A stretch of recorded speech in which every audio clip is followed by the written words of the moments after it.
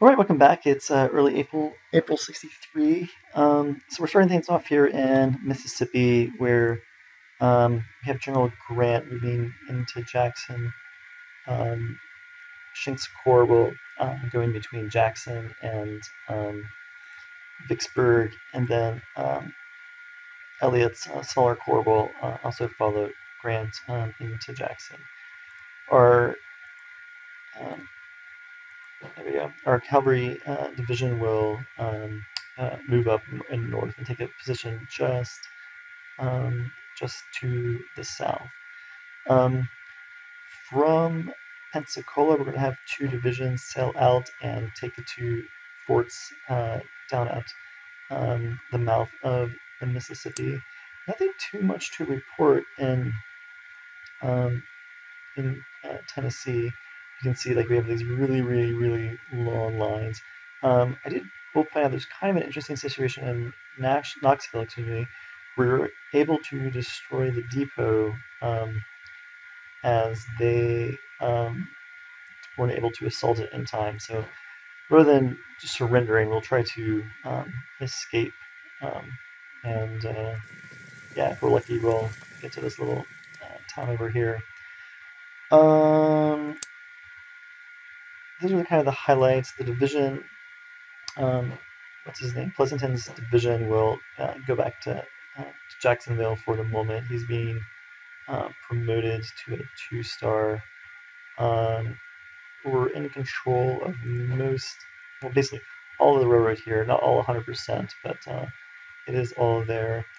And in Virginia, I can confirm I saw Forrest's Corps on day 11 or 12, so he's brought in Forrest.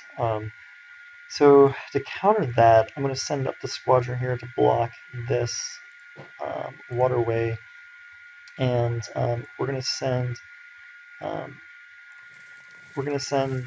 division to Winchester with a corps commander.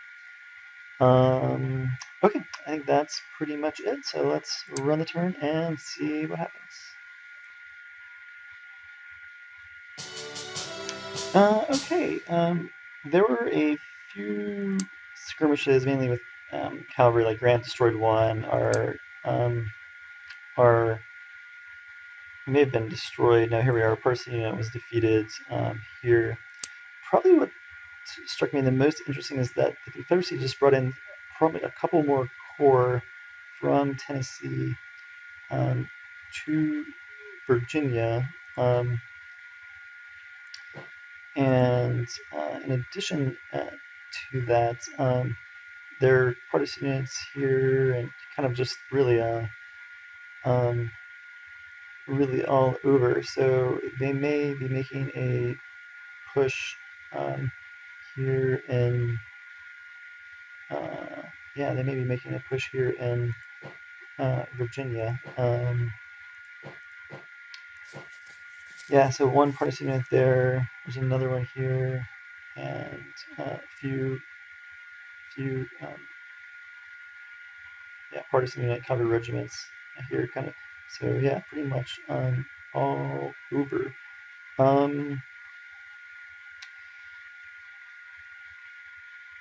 So I guess the question is, do we really have enough forces to defend if they brought in 2 additional corps? Yeah, I'll have to really look at that and see what the options are. I mean, one option is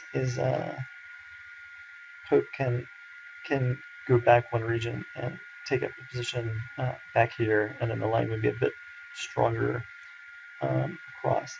As you can see, though, we really don't have a lot of reserves. Sigel is training them, but they're not huge. They're not huge reserves here in DC. Yeah, so I can see if we have any forces ready in New York. I don't. We have one. yeah, one brigade's being recruited, but that would be 30 days before it arrives. So, yep, I'll definitely take a look at that. Other news, Grant is here in Jackson. Really no problems, just a few skirmishes here and there. And it looks like we'll be able to take Vicksburg next turn, and that won't be a problem. Let's see if we can go up here and see where they weaken their force. So General Uhl's down to 2 divisions, and Hill has 3. Longstreet has 3. Gina has 3. 3 there. Polk has 2 and a brigade.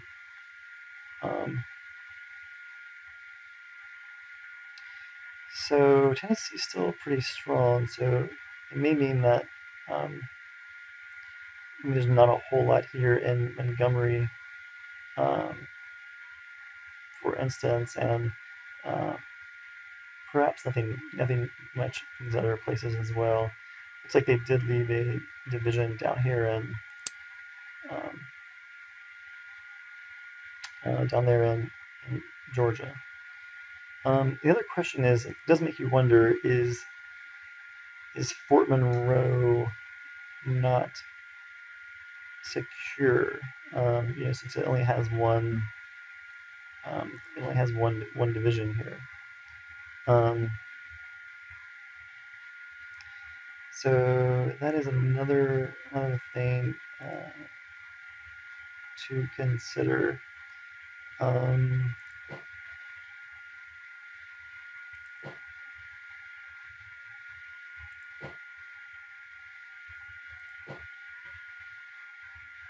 Yeah, so I'll definitely have to really take a look at that all. I don't. Let's see. There was no national morale change, and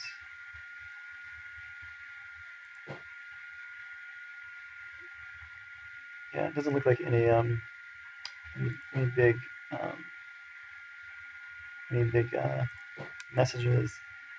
As far as victory points go, we're up to 2694. They're at 2836. We're catching up, and now we do have a gain of about 18 per turn that we are getting. Okay, I think that'll be about all. See you next time.